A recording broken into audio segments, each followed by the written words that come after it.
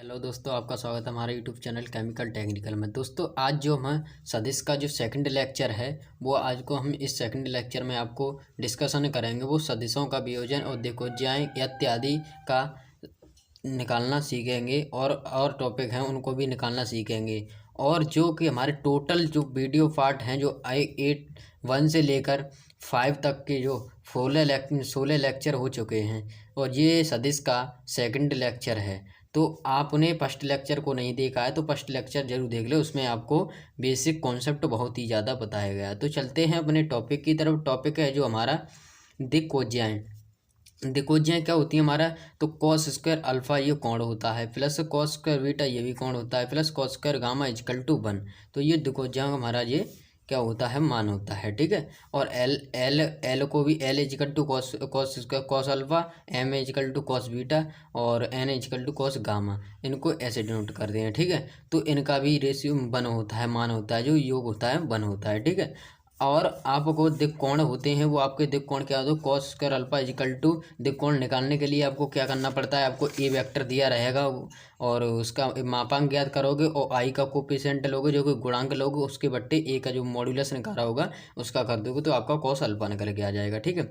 और फिर उसके बाद आप निकालोगे कॉस बीटा, तो उसका कॉस बीटा में आपका जे आ जाएगा, जे को का कोफिशिएंट लोगे और ए वेक्टर का वह कर दोगे। ठीक है। ऐसे ही कॉस स्क्वायर गामा का करोगे तो के का कोफिशिएंट लोगे और ए वेक्टर का मॉड्यूलस लोगे। ऐसे करके आप cos square alpha, cos square beta, cos square gamma के मान निकाल सकते हो। ठीक है।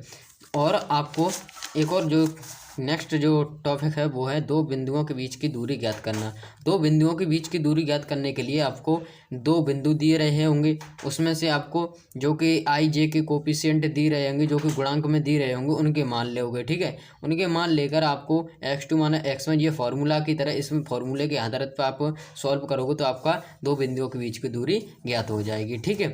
फिर उसके बाद नेक्स्ट जो हमारा टॉपिक है द्विविमीय अंतरिक्ष किसी बिंदु की स्थिति ज्ञात करना। मतलब दो x और y बिंदु दिए हैं, जो अच्छे दिए हैं, उनका हमें वो निकालना है। ठीक है, मापांक निकालना। तो मापांक दो बिंदुओं का ये रहा, अंडर एक्स आर का मापांक equal to under x square plus y square. और त्रिविमीय का आपको निकालना है तो त्रिविमीय का आर वेक्टर का मापांक equal to under x square plus y square plus z square. ये आपका ये हो गया। ठीक है। अब इसमें एक लास्ट टॉपिक आता है, वो आता है हमारा समतलीय समरेखीय बिंदु। जैसे हमको 3 बिंदु दिए रहे होगा, उसमें कहेगा आपको ये समतलीय या समरेखीय हैं। ठीक है, समरेखीय हैं। तो आपको साढ़ेक, जैसे मैंने साढ़ेक में आपको सॉल्व करना बताया था, प्रसार करना बताया था साढ़ेक में, वैसे ही आपको मान रखे करके ठीक है सॉल्व करें। A1 A2 और A3 B1 B2 B3 C1 C2 C3 is equal to 0 आपको सिद्ध करके लाना होगा। तो ये समतलीय एवं सररेखीय होंगे। अगर 0 के equal to 0 not equal to 0 के बराबर नहीं होगा तो ये समतलीय, ये सररेखीय नहीं होंगे। ठीक है।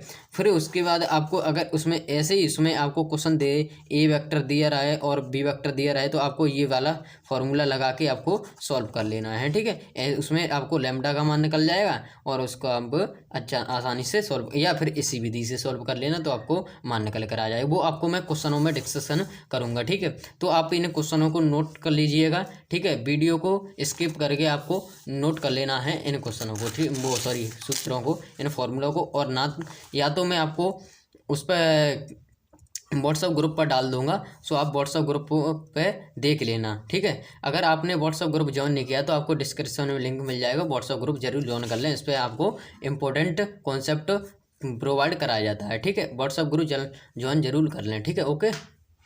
तो दोस्तों चलते हैं अपने क्वेश्चन की तरफ। क्वेश्चन है हमारा जो है फर्स्ट क्वेश्चन जो है सदिश 3 13i+2j-8k की दिक्कोज्याएँ आपको निकालनी है। दिक्कोज्याएँ हमने बताया था cos alpha cos beta cos gamma होती हैं, और तब उस निकालने के बाद उसको आपको सिद्ध करना है कि l square plus m square plus n square equal to 1। ठीक है। तो एम स्क्वायर के l square equal to cos alpha भी होता है। ठीक है, दोनों इक्वल होते हैं। एम स्क्वायर भी कॉस बीटा भी होता है, एन स्क्वायर भी कॉस गामा भी होता है। तो cos square alpha plus cos square beta plus cos square gamma, तो आपका 1 भी होता है ऐसे भी। ठीक है। तो पहले हम ए वेक्टर का क्या निकालेंगे, सूत्र के अकॉर्डिंग हमें ए वेक्टर का आपका मापांक निकालना पड़ेगा। क्या निकालेगा, मॉड्यूलस। तो उसका मॉड्यूलस निकालने के बाद आप देखिए हमको फिर निकालना पड़ेगा ए वेक्टर का इकाई सदिश। अगर इकाई सदिश नहीं निकालते हो तो आपको मैंने फॉर्मूला बताया था, जो फॉर्मूला देखो मैं दिखा रहा हूँ फॉर्मूला, ये फॉर्मूला बताया था मैंने, कोस स्क्वायर अल्फा आई का गुणांक अपन ए वेक्टर का मापांक। ऐसे करके भी आप कॉस स्क्वायर के बीटा कॉस स्क्वायर गामा जी मान भी निकाल सकते हो। ठीक है, तो मैंने आपको ये इस टाइप से बताया, बिल्कुल इजी टाइप से आपको ए इकाई सदिश निकालना बताया। इकाई सदिश निकालोगे, इकाई सदिश निकालने के बाद जो आपका ए आई का कोफिशिएंट हो कॉस अल्फा होगा, और जे का होगा वो कॉस गामा होगा, और के का होगा वो कॉस बीटा होगा, जे का होगा, और कॉस के का होगा वो कॉस गामा का होगा। ठीक है, उसके बाद आपको ये मान निकालने के बाद आपको क्या करना है, जो आपको ये तो फिर निकल आए, देखो जाए आपकी निकल आई, फिर उसके बाद आपको क्या करना है, देख लीजिए कैलकुलेशन तो आप सॉल्व कर लोगे, बट आपको कॉन्सेप्ट समझ में आना चाहिए। ठीक है, तो आप अब क्या करोगे, उसके बाद आपको कह रहा है कि सिद्ध करो कि l square plus m square plus n square equal to 1। ठीक है, तो आपने सिद्ध किया, सिद्ध करना है हमें l square plus m square plus n square equal to 1। ठीक है, तो हमने LHS ले लिया, LHS लेने के बाद आपको बनी तो सिद्ध करेगा, LHS लेके आपको जो कॉस स्क्वायर अल्फा का जो मान था वो आपको उसका वर्ग कर दिया, कॉस स्क्वायर गामा का मान था उसका वर्ग कर दिया, कॉस स्क्वायर बीटा का मान था वो वर्ग कर दिया, और कॉस गामा का था उसका भी वर्ग कर दिया। ठीक है, उसका वर्ग करने के बाद आपको फिर उसको सॉल्व कर लेना है, कैलकुलेशन आप सॉल्व करोगे। उसके बाद आपको ये कैलकुलेशन सॉल्व करने के बाद 237/237 दोनों कट जाएंगे तो आपका 1 मान निकल कर आ जाएगा, आप कह दोगे RHS। ठीक है, ठीक, तो आपको क्वेश्चन समझ में आया। क्वेश्चन भी आप अच्छे से देख लीजिएगा, सिर्फ आपको पहले निकालना है मॉडुलस इकाई सदिश निकालना है। आपको ये पूछे द्विकोजिया निकालिए तो आपको पहले ए वेक्टर का मॉडुलस, फिर आपको इकाई सदिश निकालना है, इकाई सदिश के बाद आपकी डायरेक्ट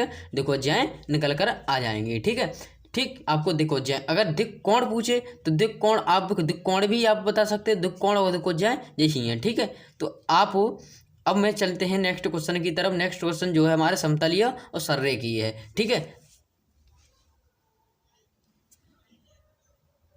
ठीक, अब नेक्स्ट क्वेश्चन है हमारा, नेक्स्ट क्वेश्चन क्या कह रहा है, नेक्स्ट क्वेश्चन जो है हमारा, सिद्ध करो कि 3 बिंदु आपको दिए गए हैं। तो आपको कह रहा है 3 बिंदु को देने के बाद आपको कह रहा है कि आपको ये सररेखीय है या समतलीय है, इसको सिद्ध करो। तो आपको मैंने साढ़ेक में बताया था, साढ़ेक में आपको बताया था, साढ़ेक का मान, साढ़ेक का प्रसार, आप इनको 3 बिंदुओं को A B C के ये कोफिशिएंट लिख लिए, फिर ABC ये सेकंड के कोफिशिएंट, ये थर्ड के कोफिशिएंट। अगर जो भी दे नहीं दे आपको उसका 0 लिख लेना है, जैसे आपको B नहीं दिया तो उसका कोफिशिएंट आपको 0 लिख लेना है। ठीक है, अब उसके बाद आपको ये प्रसार करोगे, प्रसार मैंने R1 के सापेक्ष प्रसार किया है। प्रसार करने के बाद आपको कैलकुलेशन सॉल्व करनी होगी।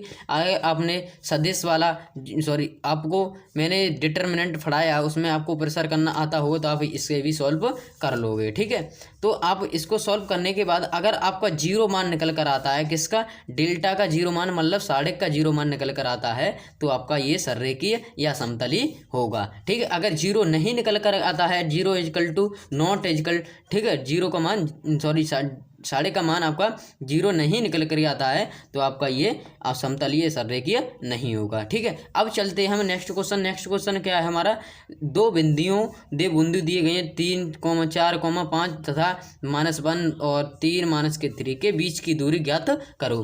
तो आपके ये 2 बिंदु दिए गए हैं, तो मैंने आपको फॉर्मूला बताया था, AB is equal to √(x2 - x1) का स्क्वायर प्लस y2 - y1 का स्क्वायर प्लस z2 - z1 का स्क्वायर। ठीक है, तो आपको सिंपल से आपको मान पुटअप कर लेना है। आपको फॉर्मूला याद होगा तो आप अच्छे से क्वेश्चन को आपको बिना सोचे समझे आप क्वेश्चन को हल कर लोगे। आपको सिर्फ फॉर्मूला पता होना चाहिए। ठीक है, तो आप इसको डेरिवेटिव करोगे, सॉल्व करोगे तो आपका जो मान निकल कर आएगा वो निकल कर आएगा 9 इकाई। ठीक है, ठीक, तो अब आपको सदिश, नेक्स्ट पार्ट में आपको सदिश बीजगणितीय आपको पढ़ाएंगे। तो बने रहिए, वीडियो बने रहिए चैनल पर। अगर चैनल पर नए हो तो चैनल को सब्सक्राइब कर लें, बेल आइकन प्रेस कर लें। और आपको वीडियो कैसा लगा, तो वीडियो अच्छा लगा तो वीडियो को लाइक करें और कमेंट बॉक्स में जरूर से जरूर अपना विचार प्रदर्शित करके जाएं। और आपने अभी तक हमारा व्हाट्सअप ग्रुप ज्वाइन नहीं किया है तो व्हाट्सअप ग्रुप ज्वाइन कर ले, जिससे कि आपको new update, new concept and सूत्र फॉर्मूलाइज आपको इस ग्रुप पर मिलते रहें। ठीक है, तो आप व्हाट्सअप ग्रुप ज्वाइन जरूर कर लें, क्योंकि आपको डिस्क्रिप्शन में लिंक दे दूंगा, आप व्हाट्सएप ग्रुप ज्वाइन कर लें। तो चलते हैं, अब मिलते हैं आपको नेक्स्ट पार्ट में, जो कि हमारा रहेगा अदिश कुड़न में। तो तब तक के लिए आपको जय हिंद, जय भारत, नमस्कार दोस्तों।